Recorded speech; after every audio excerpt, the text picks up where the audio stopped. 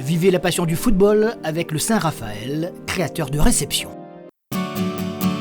Ravat, rêver, réaliser.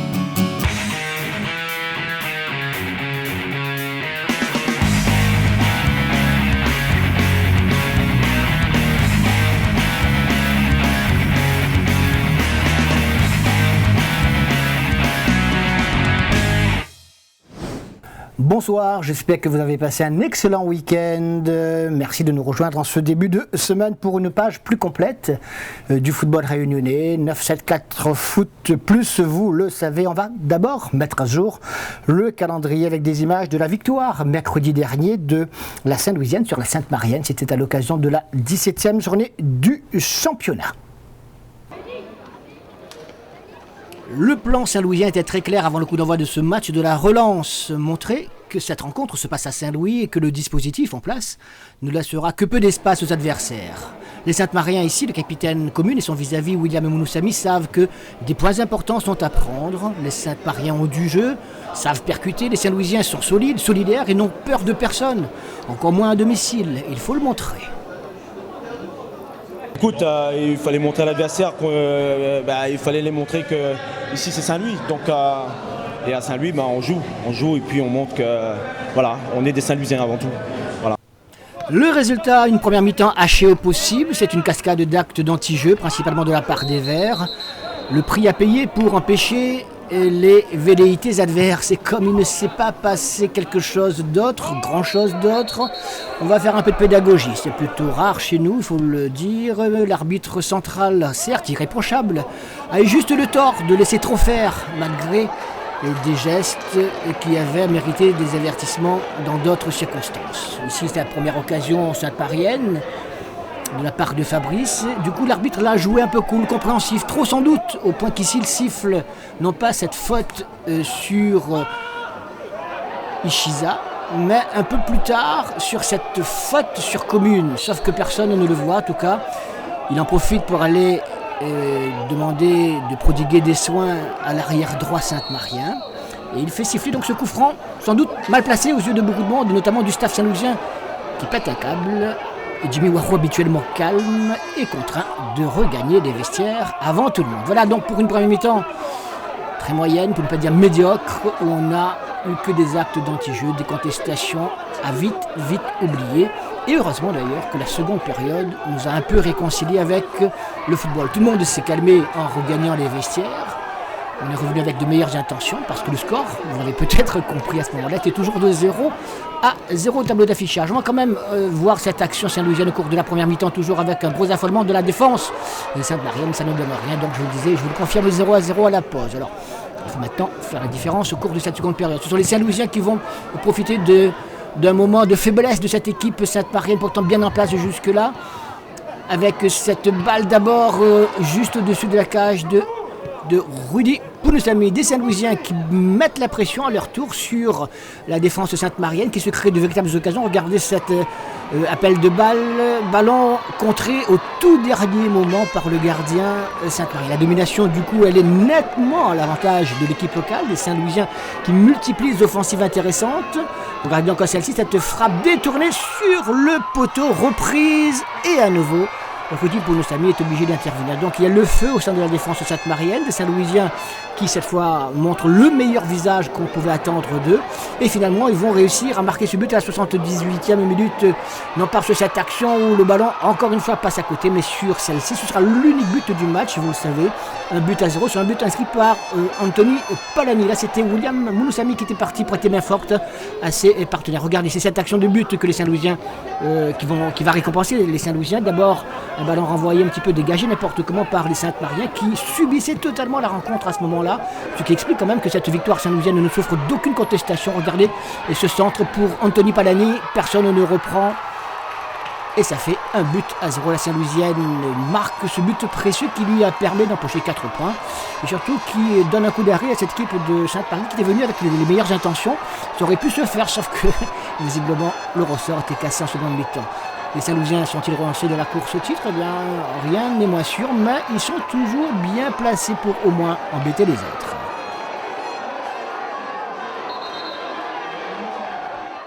Absolument Surtout au domicile, garder cette invincibilité, chose faite. Bien sûr, félicitations à tout le groupe, à tout le monde, parce que tous les joueurs étaient concernés pour ce match-là. Tous nos matchs d'ailleurs. Donc voilà. Mauvaise opération, oui et non, parce que par rapport à ce qui s'est passé la semaine dernière, le week-end dernier sur les résultats des autres équipes. Mais non, mais on a joué quand même une bonne équipe de la Saint-Louisienne qui nous a bousculé quand même en deuxième mi-temps. Et puis on aurait pu prendre un but sur une autre situation que celle-là, quoi. Alors, après, ça fait partie du foot. Malheureusement, on perd ce soir, mais il y a eu quand même une bonne réaction du groupe à un moment pour le fait de vouloir revenir dans le match. Si la Saint-Louisienne, grâce à ce succès, remonte à la 4e place du classement, la Sainte-Marienne perd un peu de ses ambitions en championnat, mais pouvait vite se replacer en recevant la Saint-Pauloise hier après-midi. On le verra tout à l'heure, donc, ce match. Pour l'heure, place au choc de hier après-midi entre le leader et son dauphin, la Saint-Pierroise, et l'Excelsior. Alors on espère juste que cette affiche n'a pas accouché d'un piètre match. Réponse justement sur ces images. Saint-Pierroise, Excelsior, le choc de cette 18e journée. Et les deux équipes étaient particulièrement conscientes que ce match était important, un véritable tournant de cette saison 2015, puisque l'équipe de l'Excelsior ne pouvait pas se permettre de perdre face à une équipe de la Saint-Pierroise dont un des plus fidèles supporters, Thierry Jardineau, qui donne ici le coup d'envoi, notre illustre comique artiste qui fête ses 30 ans de carrière actuellement, eh bien, c'est lui qui a donné le coup d'envoi à cette équipe Saint-Pierroise qui peut-être lui a porté chance parce que regardez, dès la première minute, cette chute, ce tombé de Giovanni Sangoro à la lutte avec Wilson Grossette va être un des premiers tournants du match. Première minute de jeu, je vous le disais. Giovanni Sangoro est mal tombé sur son poignet ou sur son avant-bras. On ne sait pas s'il y a une fracture. Toujours est-il qu'il a très mal et qu'il ne pourra pas reprendre le jeu tout de suite. On craint d'ailleurs une évacuation. Finalement, il va pouvoir reprendre sa place après avoir subi des soins. Regardez la douleur qui l'accable. Ce n'est pas un garçon pourtant fragile. Il ne fait pas de cinéma, ce garçon-là. Sans doute l'un des tout meilleurs que l'on connaisse à La Réunion comme joueur. Il a vraiment très mal, alors il se pose des questions. Est-ce qu'il pourra reprendre? Oui, il va reprendre quelques minutes plus tard, mais juste avant ce coup franc. Et le premier but de la Saint-Pierroise, regardez ce coup franc de la droite vers la gauche de Wilson Grossette. Personne ne touche le ballon. Tout le monde est trompé, y compris Botta, le gardien de l'Excelsior. La trajectoire était parfaite parce que dans ce genre de centre-tir, lorsque personne ne touche, ça passe à côté des buts. Et là, non, c'est dans le petit filet.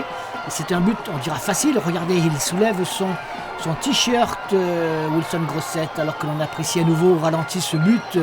Le premier pour l'équipe Saint-Pierroise. Il a soulevé son t-shirt sur lequel il est écrit « Ici, c'est Saint-Pierre », comme on connaît l'illustre slogan « Ici, c'est Paris ». Et ça lui vaut donc le carton jaune, même s'il n'a pas enlevé totalement son t-shirt, son maillot de jeu. Il aura droit à sa biscotte. On en reparlera tout à l'heure, tenez. Avec donc ce score favorable à l'équipe Saint-Pierroise. Un but à 0, un but important évidemment.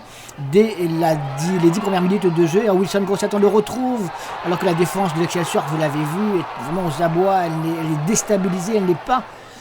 cette charnière centrale n'est pas celle que l'on connaît d'habitude. La cause, sans doute, encore une fois, cette douleur persistante pour Giovanni Sangoro. Et puis, à la 20e minute, eh bien, qu'est-ce qui se passe? La Saint-Pierroise écrit son deuxième but, un but signé de son capitaine Quentin Boisseau. Un corner tiré par Angie Vardapin sur la tête au milieu d'un paquet d'adversaires. Pourtant, il est à point nommé et c'est lui qui permet à son équipe de mener par 2 buts à 0. 25e minute exactement. On craint le pire pour cette équipe de l'Excelsior, d'autant que les Saint-Pierrois continuent à multiplier les attaques. Et pendant ce temps, me direz-vous, eh bien, l'attaque de l'Excelsior n'a pas réussi à être très en vue, on dira, tout simplement pour être gentil, parce qu'on n'a pas vu aucune action offensive de la part de cette équipe de l'Excelsior qui jouait contre le vent, c'est vrai, au cours de sa première mi-temps. Angie Vardapin sur le côté gauche qui remet immédiatement pour Wilson Grossette. Et ça passe juste à côté. Un score qui aurait pu être bien plus lourd. À ce moment-là, on est toujours en première mi-temps. Je vous le rappelle, le score officiel pour l'instant il est de 2-0. Et Giovanni Sanguro qui reste toujours avec sa douleur persistante à la pause. Ça ne va pas s'améliorer. On fait entrer Mandrici pour essayer d'éclairer un peu cette attaque de l'Excelsior. Eh bien pas du tout. Ce sont à nouveau les joueurs de Saint-Pierre, Andy Vardapin, Loricourt qui se jouent de la défense Saint-Josephoise pour ce centre repris par Wilson Grossette et détourné in extremis par Botta, le gardien de l'Excelsior. Allez, une occasion quand même pour l'équipe de l'Excelsior. Se tire sur le poteau qui est renvoyé ensuite par la défense Saint-Pierroise. Il était temps que l'équipe de l'Excelsior se crée enfin une véritable occasion de but. Puis une deuxième avec cet arrêt de Lebon sur sa ligne à la suite de cette reprise de Gaël Payet. La contre-attaque est stoppée irrégulièrement par Vincent Acapandier alors que Loricourt était passé. Ça lui vaut son deuxième carton jaune et forcément le carton rouge. Cela veut dire que ses partenaires au cours des dernières minutes vont devoir se débrouiller sans lui avec un joueur de moins. Déjà que c'est compliqué à 11 contre 11, là donc c'est encore plus compliqué. Pourtant, l'équipe de l'Excelsior va continuer avec Mondrichi ici à essayer au moins de réduire le score, mais le bon sur sa ligne est bien vigilant. En fin de rencontre, alors que les Saint-Josephois se dégarnissent un petit peu fort, logiquement, les Saint-Pierrois peuvent inscrire ce troisième but. Malheureusement, Mbazomo n'arrive pas à placer cette balle hors de portée de Botta. Et puis, cette échappée de Loricourt et cette sortie de Botta précisément en retard. Et le pénalty dans les ultimes minutes. L'occasion pour les Saint-Pierrois d'inscrire un troisième but et de donner, on dira, un éclat très particulier à ce choc de la 18e journée. Face à face, Botta et Adrien Lecomte qui étaient rentrés quelques minutes plus tôt. Et finalement, Botta ne va pas se racheter, mais c'est son poteau qui va lui être bénéfique. Loricourt, Jean-Pierre Bade est tout heureux. Il sait que c'est dans la poche maintenant. Un match important, je vous le disais, pour la suite du championnat. Lecomte face à Botta, il va partir à gauche, ce sera à droite, mais sur le poteau. On en restera là finalement 2-0. Victoire très très importante évidemment pour la Saint-Pierrois dont on voit la joie ici du staff. C'est significatif. Ils vont compter beaucoup de points. 5 points d'avance sur l'équipe de l'Excelsior. C'est très très important à 4 journées de la fin. 4 journées encore de championnat. Saint-Pierroise, pour rappel, devra aller jouer à Saint-Benoît face à Bras-Fusil, puis à Saint-Leu face aux Marsouins de Saint-Leu, puis accueillera l'USB avant de terminer à Sainte-Marie. Alors si, face à Bras-Fusil, aux Marsouins et à l'USB, ils engrangent les points de la victoire, c'est dans la poche. En tout cas, ils ont fait un grand pas. On le verra tout à l'heure sur les classements vers le titre 2015, même si tout n'est pas encore fini. Je vous le disais en introduction de cette émission, la Sainte-Marienne était-elle en mesure de revenir dans la course au titre ? Il lui fallait pour cela espérer une victoire contre la Saint-Pauloise hier après-midi. Chose possible évidemment sur le papier, mais sans aucun doute plus compliquée quelquefois à réaliser sur le terrain. Sainte-Marienne, Saint-Pauloise, c'était au stade de l'Est Jean-Yves Oula. Les meilleurs moments, c'est maintenant. Malheur aux vaincus, c'est un peu ainsi que l'on peut résumer, avant le coup d'envoi, cette rencontre entre les joueurs de la Saint-Pauloise à gauche en bleu et l'équipe de la Sainte-Marienne aux couleurs, les blaugrana, aux couleurs de maillot, aux couleurs du FC Barcelone. Malheur aux vaincus, pourquoi ? Bien parce que les deux formations sont à l'affût des leaders et celui qui ne marquera pas les points de la victoire dans cette rencontre devra, pour ainsi dire, faire une croix définitive sur ce championnat 2015, même si me direz-vous, mathématiquement tout est encore possible, évidemment. Allez, ce premier tir apporté de la tête par la défense saint-pauloise donne une idée de cette domination légère de l'équipe de la Sainte-Marienne au niveau du nombre d'occasions. Par contre, au niveau de la possession du ballon, les Saint-Paulois étaient peut-être même supérieurs que leurs adversaires. Regardez ce tir sur la transversale, ce centre-tir sur la transversale de Pélops. Et on retrouve encore ces Sainte-Mariens à l'attaque des Sainte-Mariens qui étaient privés de Bourabia, blessé légèrement et qui ne faisait pas partie de l'effectif, tout comme d'ailleurs, alors qu'il était sur la bande de remplaçants tout de même, le capitaine Giovanni Mdoima qui va reprendre tout doucement, que l'on verra tout à l'heure du reste au sein de cette attaque de l'équipe de l'Excelsior, de l'équipe de la Sainte-Marienne. La Saint-Pauloise aurait pu là aussi se prétendre ouvrir le score sans cette sortie de Rudy Pounousami, le gardien de l'équipe sainte-marienne. Tout cela au cours du premier mi-temps. Et puis en deuxième mi-temps, dès le retour des vestiaires, eh bien, c'est la Saint-Pauloise qui se montre la plus concrète, la plus opportuniste, et c'est donc sur ce centre de Maxime Jean que Razolofo de la tête reprend un bout portant ce superbe centre pour ouvrir le score pour l'équipe de la Saint-Pauloise. Quelques minutes plus tard à peine, Commune qui dirige les débats juste devant la défense sainte-marienne était au départ de cette offensive menée sur le côté gauche avec ce centre de jouet d'amour. Fabrice en retrait pour Kevin Androge. Foudéor, là pas Foudéor, bien au contraire, mais Foudéor c'était, vous l'avez compris, un supporter de la Saint-Pauloise. Et c'est Kevin Androge donc qui marque ce magnifique but, cette superbe reprise. On n'en voit pas suffisamment souvent dans notre championnat malheureusement, des tirs allés depuis 20-25 mètres comme ça, donc c'est possible de le faire, le faites les messieurs, un peu plus souvent, on va se régaler. Un but partout à la 50e minute, donc une deuxième mi-temps qui a démarré sur les chapeaux de roue. Allez, Giovanni Mdoima, justement, quelques minutes plus tard, fait son entrée pour l'équipe de la Sainte-Marienne. Ce sont les Saint-Paulois qui se montrent encore dangereux avec ce tir retourné, repoussé d'abord dans un premier temps. Et puis par Lagourde qui passe juste au-dessus des buts de Rudy Pouloussen. Un but partout. Le match est beaucoup plus animé au cours de cette seconde période. Ça part d'un camp à l'autre. Une nouvelle occasion pour l'équipe Saint-Pauloise. Encore Lagourde face à Rudy Pouloussen. Encore une fois, le gardien saint-marien se montre à son avantage. Les minutes s'écoulent. On se contentera de ce match nul. Eh bien, finalement, pas du tout, puisque les Sainte-Mariens vont inscrire un deuxième but à la suite de ce débordement côté droit de Kevin Androge, stoppé irrégulièrement. En tout cas, ça donne bien l'impression que c'est irrégulier, même si les Saint-Paulois contestent quelque peu. Alors, on va vous laisser vous faire votre propre idée sur ce tacle de Brice Virama, sur ce ralenti. Il touche ou pas le joueur ou le ballon d'abord. Sur ce ralenti, tout se discute. D'ailleurs, c'est selon le camp qu'on aura choisi et qu'on donnera la réponse. Regardez là, il veut toucher la balle, mais il emporte également le joueur dans son élan. Allez, et donc c'est Fabrice qui va marquer le magnifique coup franc pleine lucarne et donner la victoire à cette équipe de la Sainte-Marienne. 2-1, une victoire importante qui permet à la Saint-Marienne de reprendre goût justement au succès avant ce rendez-vous de dimanche prochain, finale de la Coupe régionale de France face à la Saint-Pierrois sur cette même pelouse de Saint-Denis, mais surtout en championnat de pourquoi pas encore y croire, on verra le classement tout à l'heure. Alors que du côté Saint-Paulois, évidemment, c'est la grosse déception. Ah oui, déception, oui, parce que ça fait chier de reperdre encore, parce que ça fait 3 matchs et 3 défaites et ça fait très mal. On est dans une période où c'est très très difficile pour nous, mais il faut savoir relever la tête et finir la saison en beauté, parce que sinon on risque de finir sans rien. Bon, on verra la semaine prochaine. Il faut gagner la semaine prochaine pour pouvoir déjà avoir confiance pour la CCOI, quoi. Vous avez trouvé une explication ou pas? L'explication est difficile parce que déjà, comme vous voyez, chaque week-end, c'est l'effectif différent et c'est difficile. Mais bon, on fait avec. C'est une année et une saison difficile, très très difficile pour la Saint-Pauloise. La CCOI. Il reste la CCOI, mais ça reste quand même une compétition majeure, mais c'est difficile encore parce qu'on n'a pas l'effectif pour jouer la CCOI.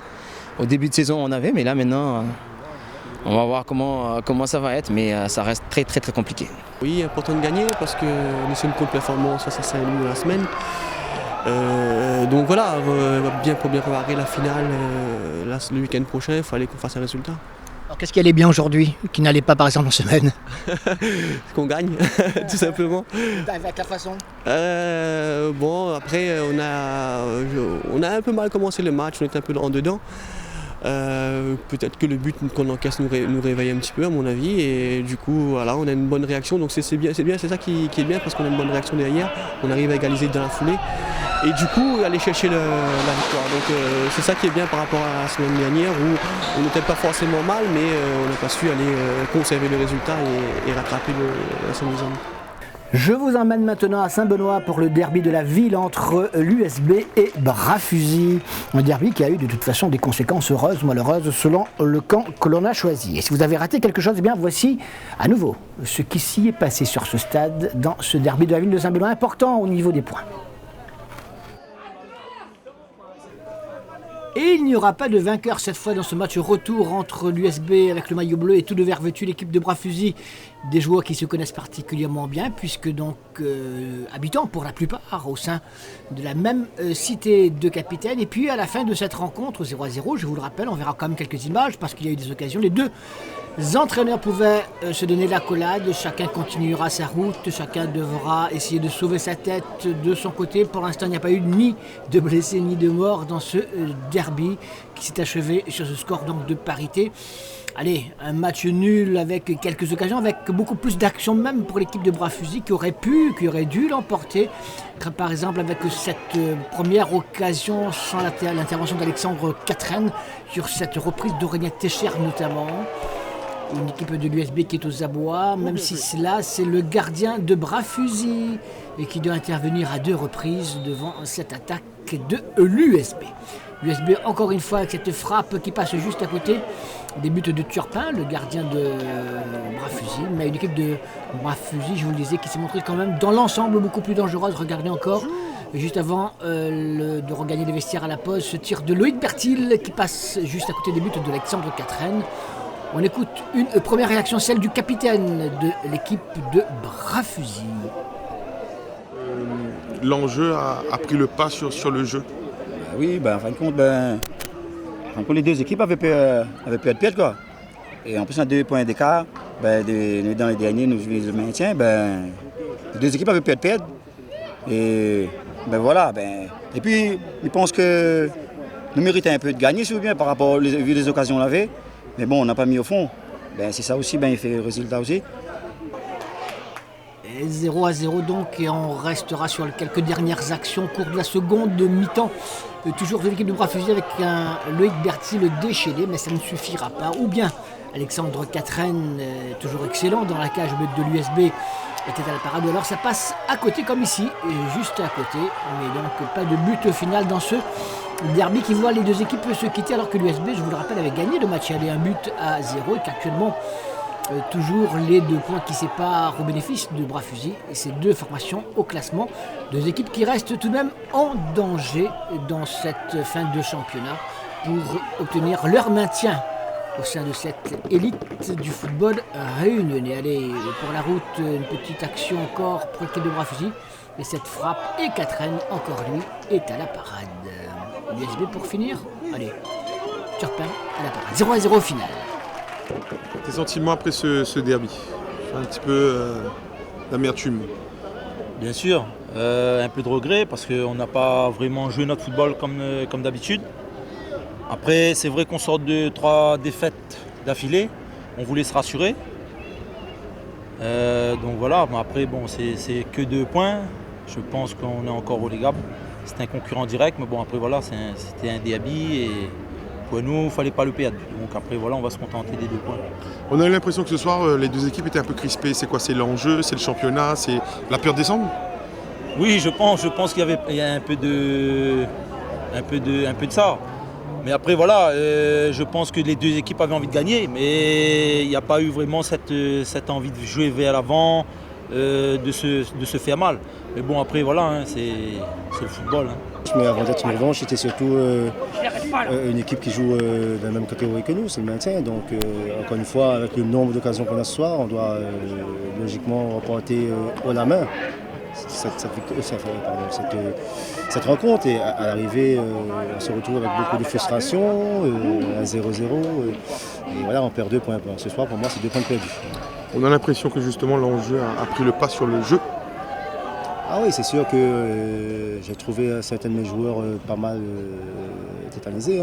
En dedans, surtout en début de rencontre. Et malheureusement, quand tu joues un derby, il faut être à 100%.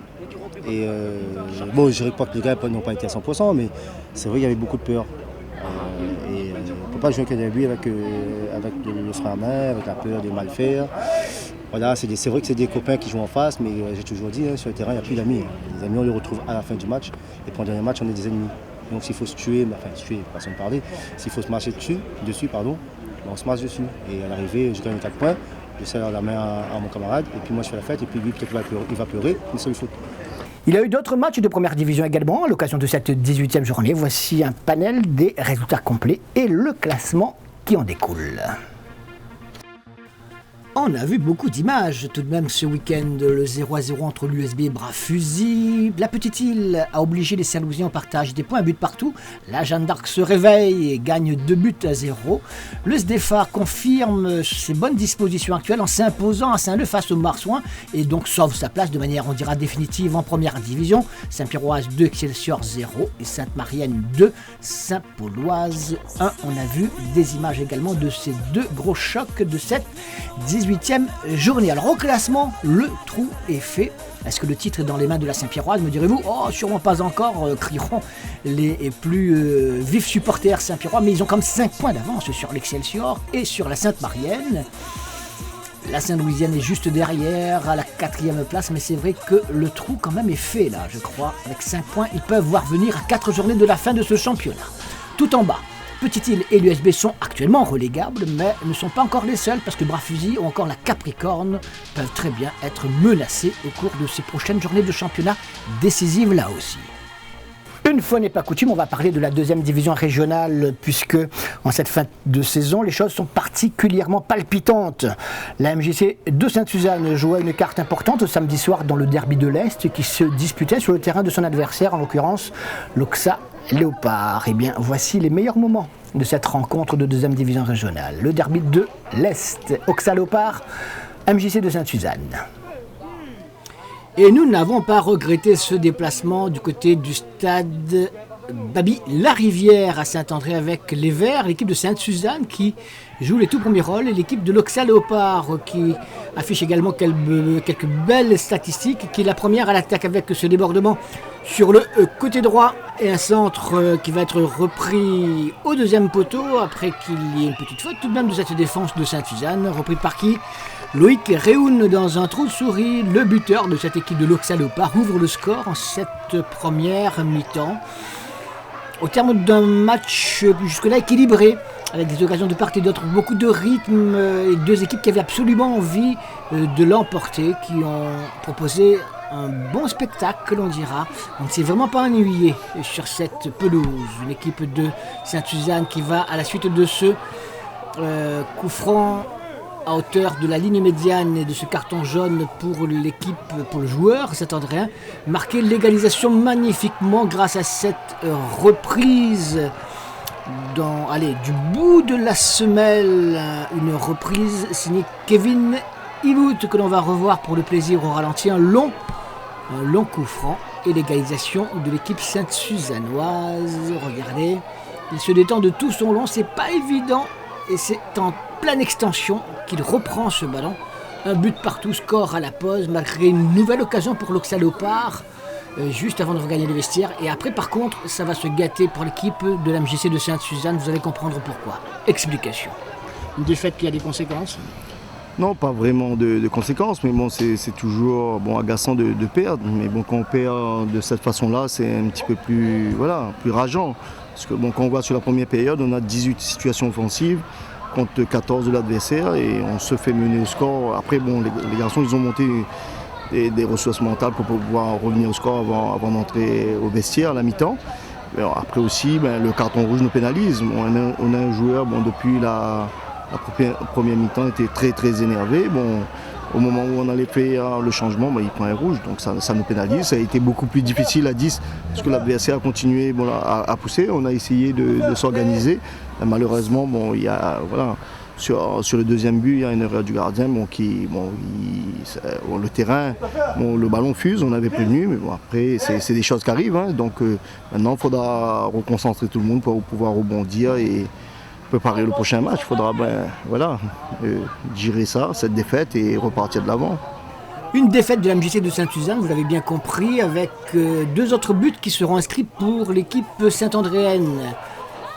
Avec d'abord cet arrêt de Nicolas Château, impeccable sur cette action face à l'attaque de Saint-Andréenne. Eh bien, ce beau geste, ce beau réflexe ne suffira pas puisqu'il va commettre une faute de main juste sur le corner qui suit.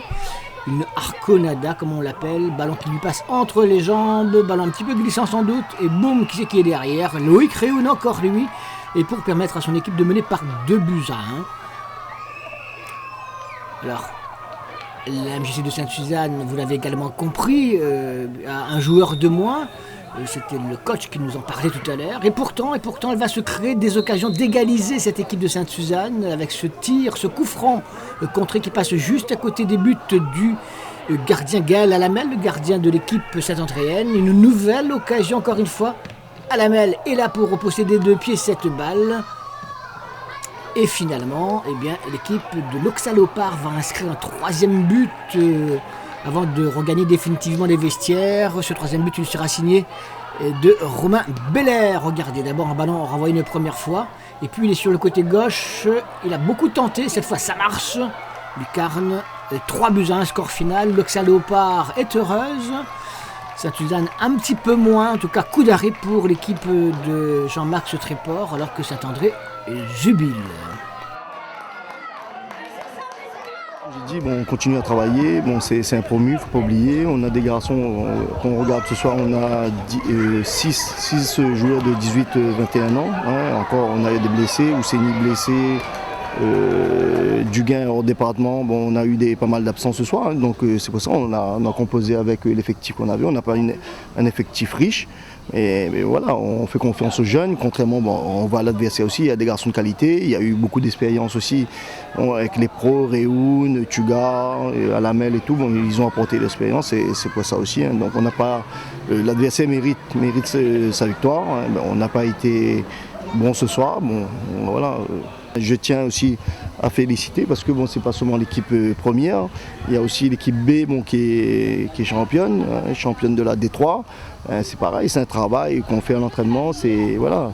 Les gars, il y a une bonne cohésion au sein du groupe. Là on voit que ce soir, avec le carton rouge, c'est un comportement où on ne devrait pas avoir sur un terrain de foot et avec les propos qu'il a tenus envers l'arbitre, c'est inacceptable. Donc voilà.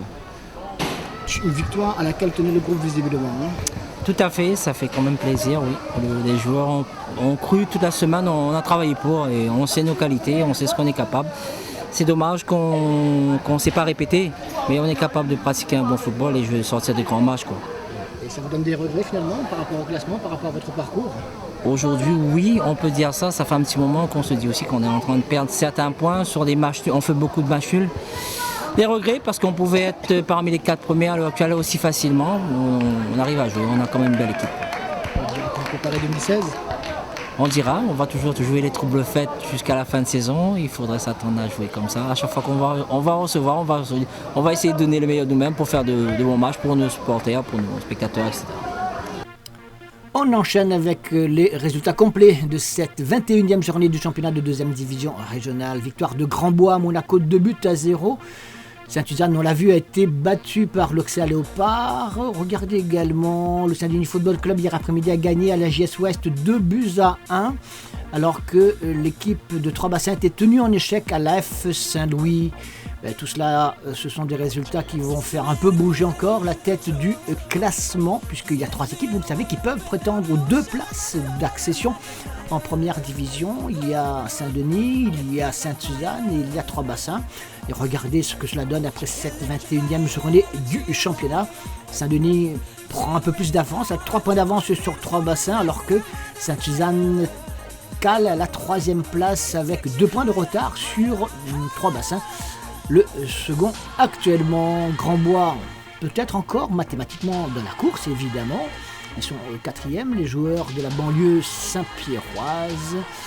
Dans Saint-Leu, ils grimpent à une confortable 5e place. Et tout en bas, regardez, Monaco, Aviron et Entre-deux sont mal barrés. Pour finir cette émission, un sujet omnisport d'Alexandre Gilles, un sujet sur la gymnastique. Et là, vous allez voir comment on peut mettre utilement donc son temps au bénéfice de son club en faisant preuve de beaucoup d'imagination. C'était dans le club de gymnastique de Saint-Denis. Ça se passait il y a quelques temps, mais comme on est en vacances, peut-être que cela donnera des idées à quelques personnes. De la gymnastique, signé Alexandre Gilles pour 974 TV.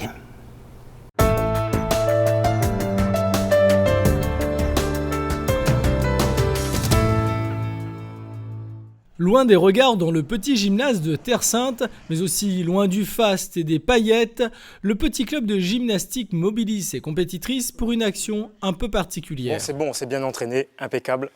Maintenant les filles, on passe à l'opération développement durable qu'on a mis en place. On va se répartir les tâches, d'accord ? Allez, on y va, c'est parti les filles. Notre département compte plus d'une vingtaine de salles avec un équipement minimum à la pratique de près de 3200 licenciés.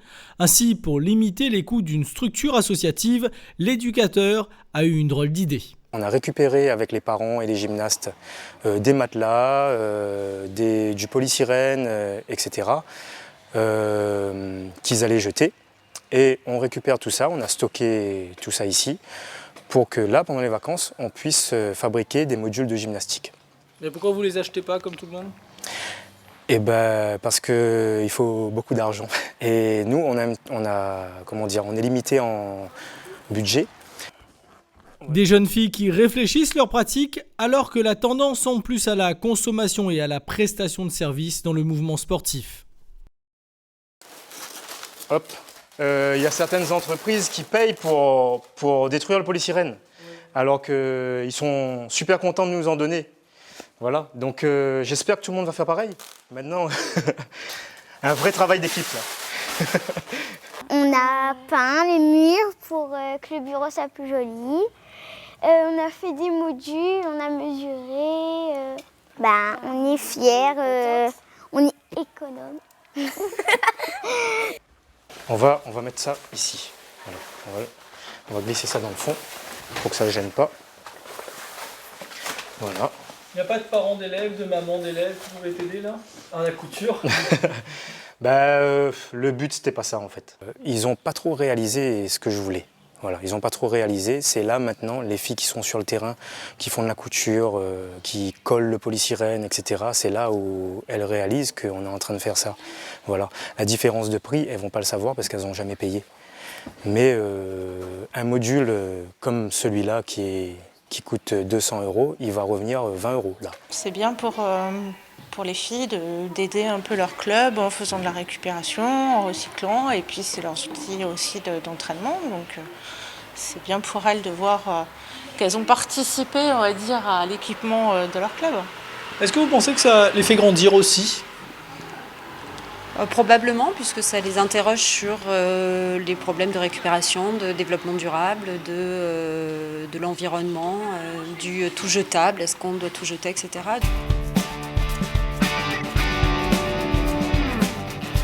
Bon indicateur, à la fin de la séance, les jeunes filles ne voulaient plus quitter le gymnase. Être acteur de sa pratique et trouver des solutions pour ne pas gaspiller avec utilité était l'objectif. Des petites actions qui peuvent servir d'exemple et donner des idées. Une certitude, ces vacances sont un succès.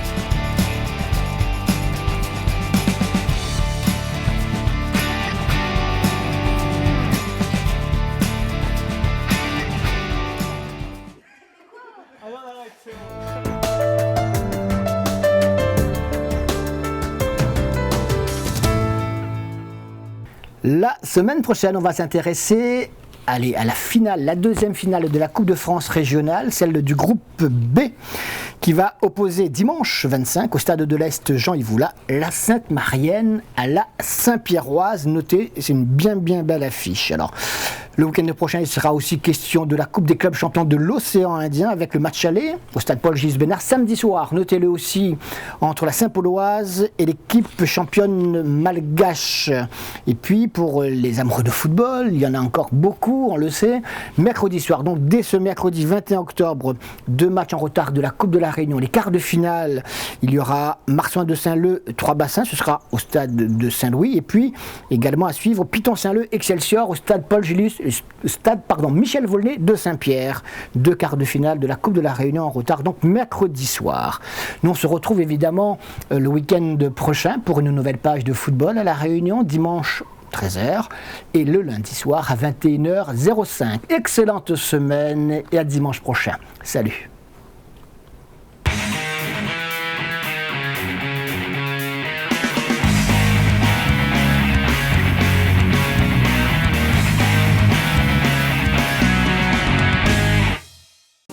Vivez la passion du football avec le Saint-Raphaël, créateur de réception.